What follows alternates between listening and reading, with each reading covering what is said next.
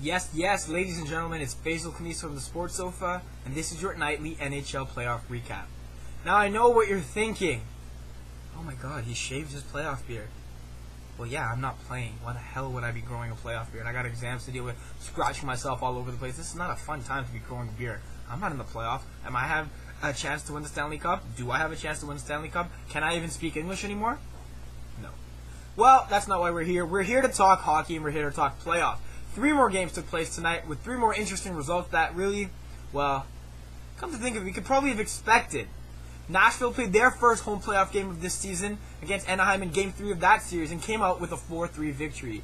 Again, Pekka Rinne was unbelievable, making key saves in the third period, which set up Mike Fisher's game winner just over 10 minutes into the third. Nashville now take a 2-1 lead and have a chance at home to really put this series out of reach. The Ducks look like they did miss Bobby Ryan with chemistry with Perry and Getzev a little bit off. He will unfortunately miss Game 4 because of his stupid step on the foot of Jonathan Blum, but that's the reality that they have to live with. In New York, well, Madison Square Garden has said to be hell for Washington. Haven't won there in a while and still have not won there. They're lucky they took a 2-0 lead going into New York because today's game, they didn't really look like they were there. You know, the crowd really spurred the Rangers, and ultimately they won the game 3-2 in a late Brandon Dubinsky goal. Washington tied the game in the third period, had a couple chances to win it, but Lundqvist was unbelievable. Dubinsky's goal was his first of the series, and he finally hopes that his confidence steps up as a result of this as well. Going forward, Washington needs to just play their game again. You know, they've changed their team from an offensive juggernaut to defensively sound team, blocking shots, collapsing on point men, but today they didn't have it all there, and maybe it was the frenzy that was Madison Square Garden, or maybe it was just fatigue, but I am sure in Game 4 they will come up firing, and they will take that game as well. In Chicago, the Blackhawks hoped that Vince Vaughn and that home ice would really help them in this series as well, and it looked like they were on their way to a victory.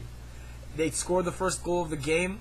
You know, Brian Campbell, Jonathan Taves, all these players were playing well for the first period. Then they kind of collapsed a little bit. They allowed 2 second-period Vancouver goals, but did manage to tie it at 2 before the period was done. Unfortunately, a Michael Samuelsson third-period goal gave Vancouver the win. Chicago really looked disorganized in the third. Vancouver was really having their way, and Ryan Kesler had a shorthanded breakaway that really could have ended the game.